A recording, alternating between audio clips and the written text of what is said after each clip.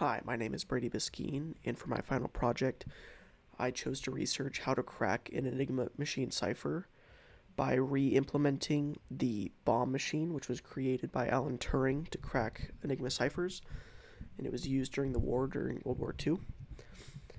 And it's something that's very interesting to me as I like both World War II history and cryptography, so I chose this as it's a good blend of both of those. It's a cipher that was extremely strong during its day. However, with today's technology, it's very weak and easy to crack.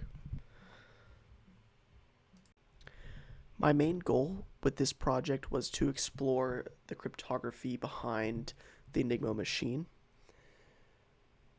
I wanted to see what cracking the Enigma machine using today's technology would look like and how quickly that could get done, and if additional speed up could be obtained using parallel programming methods. The solution that I came up with is mainly valuable for educational purposes in cryptography. The Enigma machine is now completely outdated and not secure with today's technology. It's extremely easy to crack, but the idea of being able to quickly crack ciphertexts is what a large portion of cryptography is looking to do, especially in computer security. A lot of modern day crypto systems take an extremely long time to, whether that be factoring primes or however that crypto system is set up, it takes a very long time to come up with a solution. However, parallel programming could be a theoretical solution to that. As I saw with my project, I was able to obtain significant speed up for cracking the Enigma machine, and similar processes could possibly be used in cryptography to aid with what they need. I didn't use any numerical methods that we learned in this class for my project. However, I used concepts from my cryptography course and my computer security course. The Enigma machine at its core is a substitution cipher, which is a pretty basic cipher in cryptography. However, the Enigma machine makes it extremely complex. If you look over to the picture at the right, you can see how a single rotor works. So a single rotor will have initial letter mappings, which are pretty random. They're hardwired, but an A will map to G in the initial position. However, every time a key is pressed, the rotor moves, so it's going to keep shifting to the right, and the letter A will become J, and then V, and then S as the rotor keeps shifting, which is the core of the complexity of the Enigma machine. The parallel method that I used for this project was OpenMP. I was initially going to use MPI, however the overhead involved in MPI would have been over-engineering the solution, and there aren't a whole lot of applications or opportunities for message passing to happen in the implementation that I'm using, but there is a lot of looping happening, however, so I decided to use OpenMP to optimize how quickly those loops run, and doing that I was able to achieve significant speed up. Now I'll give you a detailed walkthrough of the code I'm using to both encrypt Enigma ciphertexts and what I'm using to crack them. This code is repurposed from the author Harold Schmidl here, and I have adapted it to meet my own needs. So first off, I'll give you an example of how the executable works before walking you through the code line by line. So currently we're on the executable for the sequential solution, and you can start this by just running the executable here. It'll ask you for default or user. This means whether you use a default Enigma machine settings that are just already hard-coded, or if you want to input your own using the user command. I'm going to choose user for this because default is just using the rotors 1, 2, and 3, because you get a choice of 3 out of 5 rotors, so you can choose any different combination of that, 3, 1, 5, 1, 3, 4, whatever it is. So I want to be able to do that. So I'll click user, and just for 1, 3, or 4, 1, 2, will be the wheels that I use. And starting position, so this is the starting letter that the Enigma rotor will start on. So these don't really matter. I'm just going to do A, F, and then K. So those are those are the settings that will be used to encrypt the plain text that I input here. So next up, I'm going to write attacking at dawn. That's going to be the plain text that I want to encrypt, and as you can see, the resulting ciphertext using the settings here, that's what's output.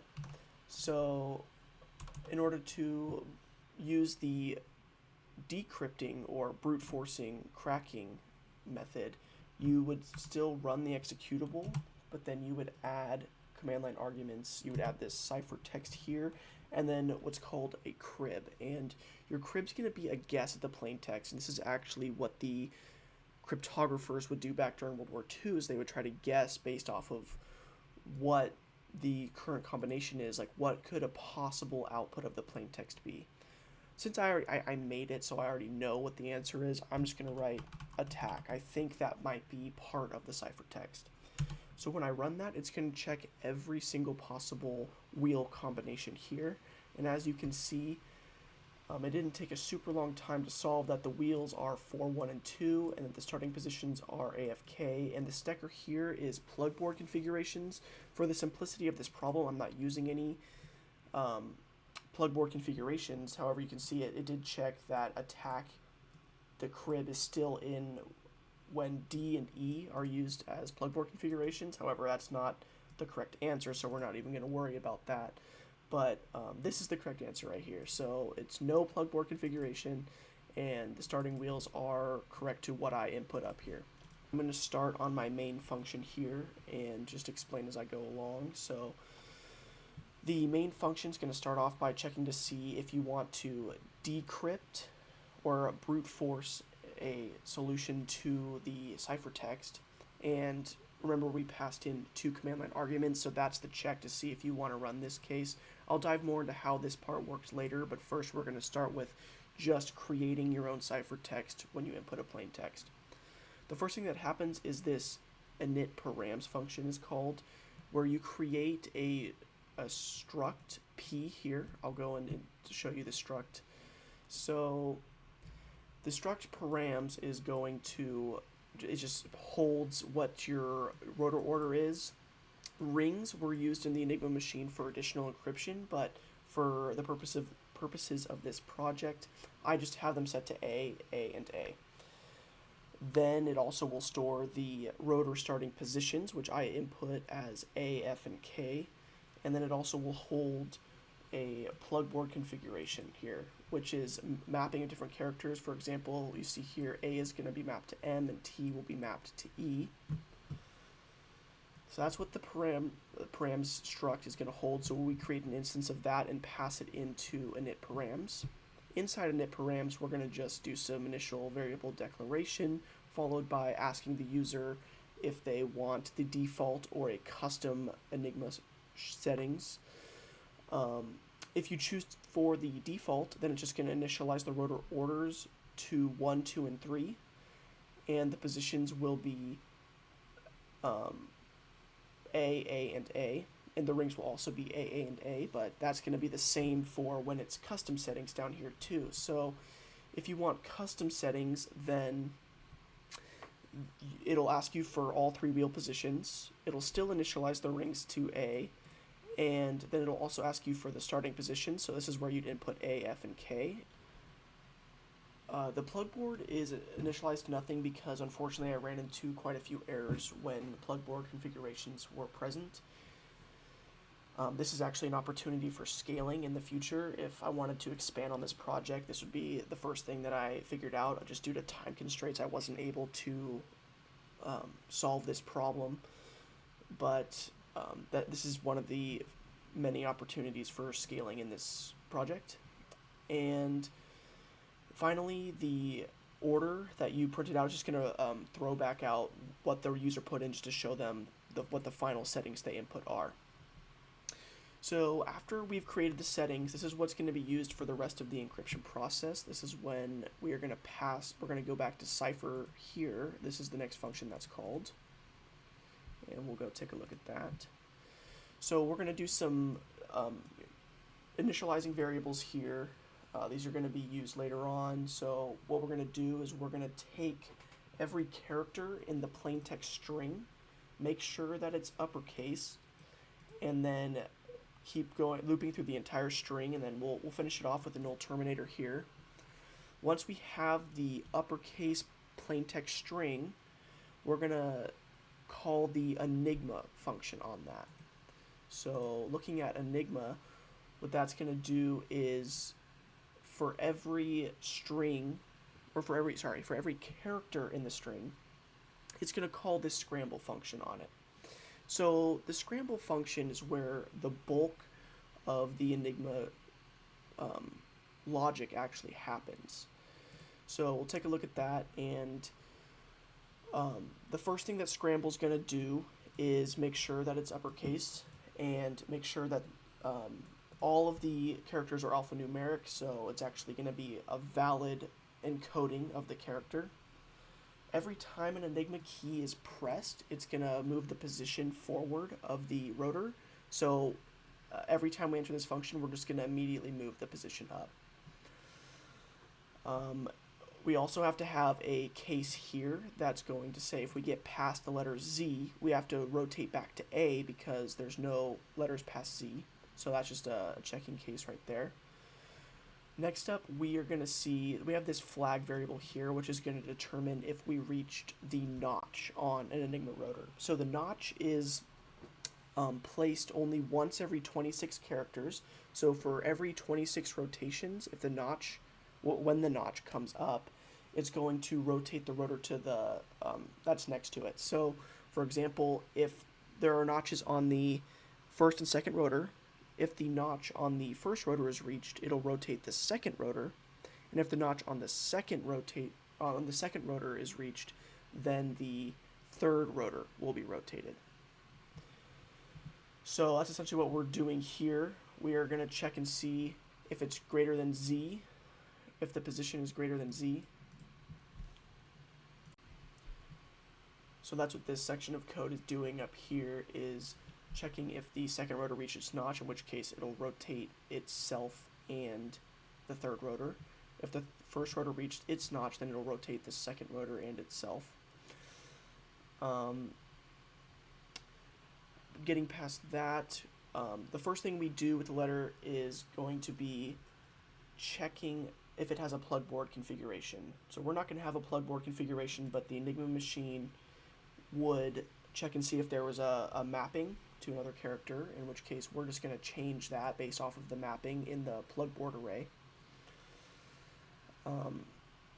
After that, we're going to start passing the letter through all three of the rotors.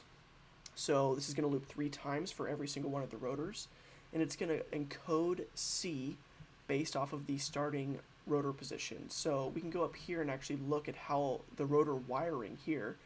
So let's say the character C is the letter A. If it's to rotor 1, it's going to be encoded to an E.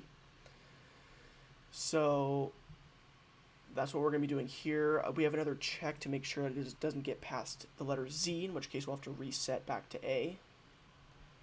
It's then going to hit what's called the reflector, which is basically just in a preset array mapping right here, where a letter is going to come in, and then you're going to subtract 26 from its location, and then it's going to be output at whatever is minus 26 of its current position. So that's just a hardwired, guaranteed to happen every time it goes through the rotor system one time. Once it hits the reflector, for the sake of time, I won't explain it again, but basically it goes through the rotors one more time, and then finally it's going to, after this is going to encrypt a single letter 7 times. It's going to check for a plug board configuration again before it is finally returned. So in my system, the letter is encrypted 7 times in the scramble function. So then we'll trace it back up through, and the character is going to be returned right here. So This process in Scramble is going to happen to every single character in the Enigma function. That character array is going to be returned back to the cipher function, and that final cipher is going to be what's output to the screen. So that covers the encrypting portion of my code. Next up, I'll walk you through what happens when you choose to decrypt a ciphertext. Something to note is that you can only decrypt a ciphertext that was actually generated using this code. That has to do with other existing online Enigma generators have different rotor mapping, or I'm not sure exactly what it could be other than this, but they're going to have different initial settings for how everything's wired, so it oftentimes won't work if you just grab an online ciphertext that already exists. So if you're going to pass in, when you call the executable, you're going to pass in the ciphertext and the guess, or the crib, or the guess of the plain text. This is going to be passed into the permute all function, which is here. So this is also where I initialize my clock get time function, as this is where the bulk of the decrypting is happening. So this function is going to call permute, which is another function that's going to test all possible rotor combinations. For example, all the different combinations 1, 2, 3, 1, 2, 4. This is all the different permutations of rotors that could possibly happen for a single ciphertext. Once it's passed into permute, the ciphertext and the crib, along with the counter variable, is also passed into here. And then the permute function is going to test every possible combination of these rotors. So for example, when you pass 1, 2, and 3 in, it's going to test 1, 2, 3, 3, 2, 1, 2, 1, 3, so on and so forth. So that happens a guaranteed amount of times, and it's going to pass everything into the test function. The test function is where it's going to check for plugboard configurations. So up here, we're going to just initialize our variables that we're going to be using. It's going to print out which wheels we are currently checking, which permutation of wheels. Next, we're going to loop 3 times through all the current wheels.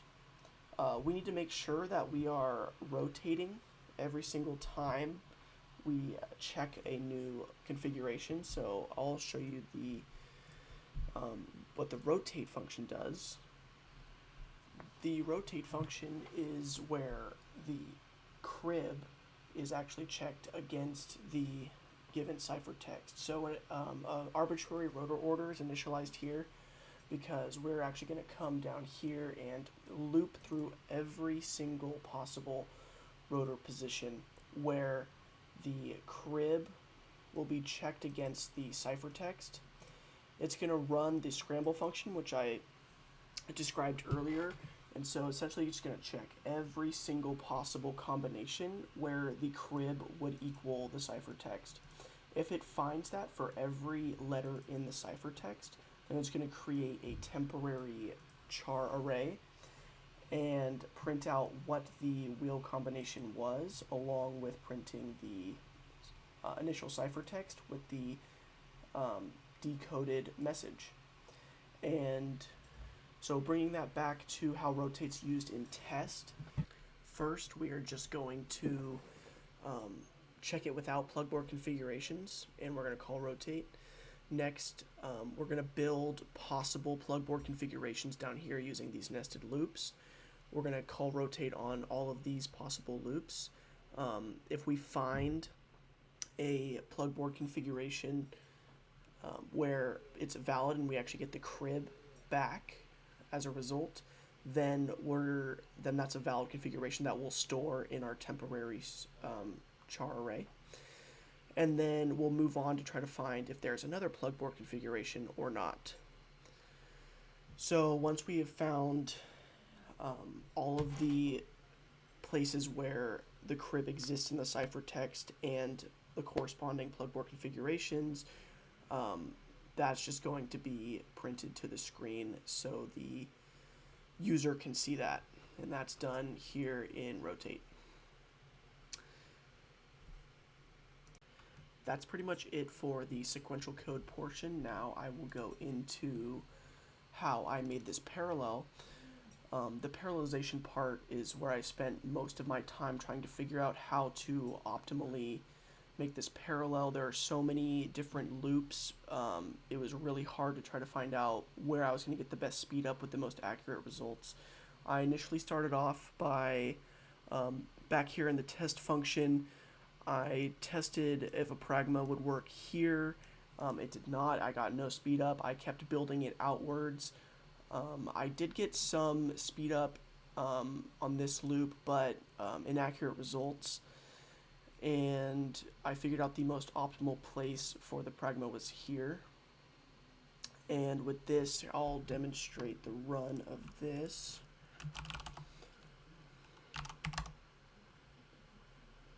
And here we'll actually use the same ciphertext that I generated earlier. And as you can see, it's running way faster. Previously on the sequential version, I got, here, let's see, I can't remember exactly what I got from the sequential version. The parallel ran in 3.3 seconds, and we can already see the sequential is taking longer. It ran in 7.9 seconds.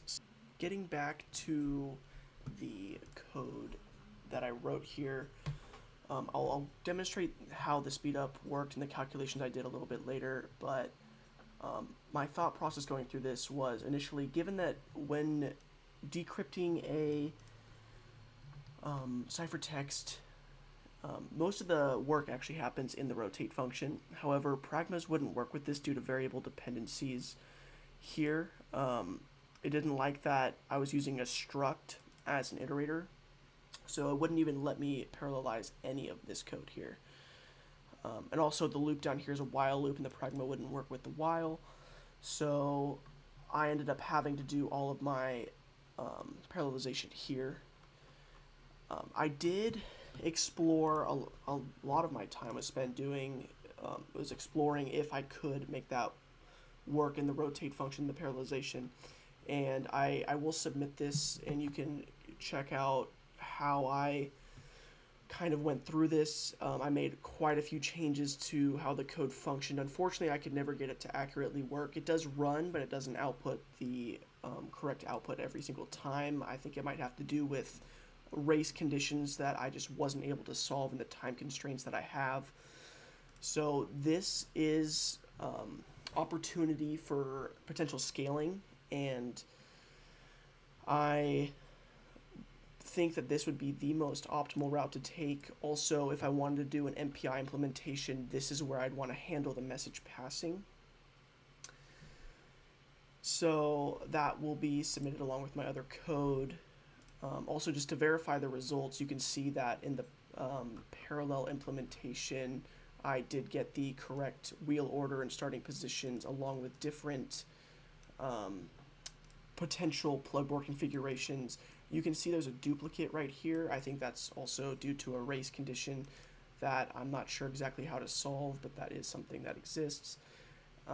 However, the results for the plain text are consistent and they're accurate.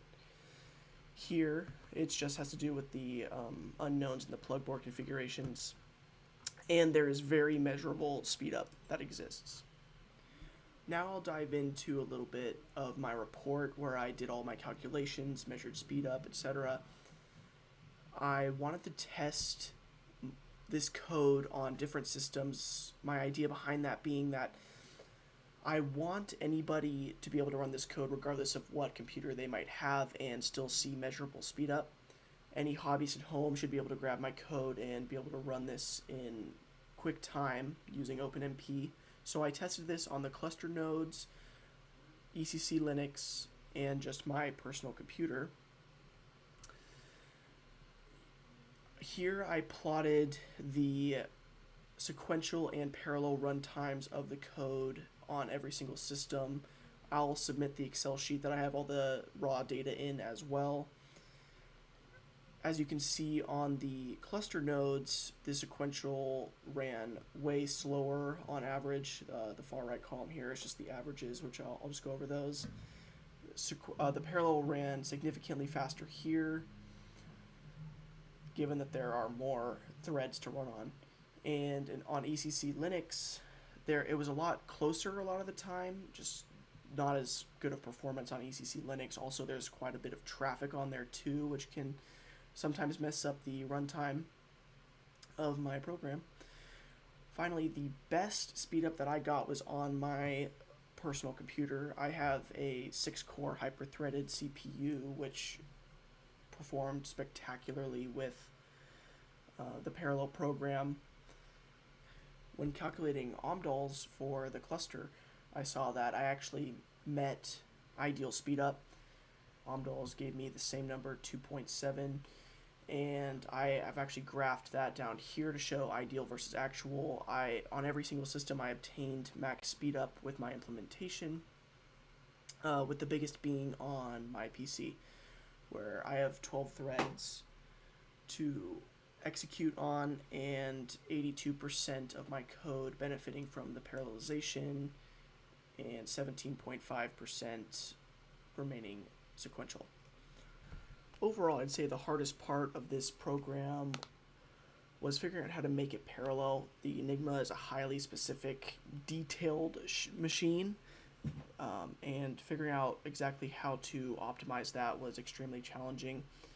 I have a implementation, as I mentioned earlier, explore enigma.c, where I was doing a lot of exploratory coding, figuring out optimal pragma positioning, and I did get a fairly optimized solution. However, just due to incorrectness, that's not the solution I'm going with, but a lot of what I learned about OpenMP happened inside that file. Circling back to the value of my solution, it is purely for educational purposes. However, due to my deep interest in cryptography, this was a really good gateway for me to kind of learn what it's like to crack ciphertexts. Even though this is using an extremely old system, the functionality of using parallel programming to speed up code is something that I will very much consider using more often now when applicable. Overall, this assignment had the greatest impact on me learning about different parallel programming solutions, including MPI, and the whole process of me learning why that wasn't the best solution for me taught me a lot about MPI, and figuring out how to kind of configure the pragmas in a way where I could have the compiler do what I wanted it to do for the most part was what took up most of my time during this project. Thank you very much for listening. Have a good one.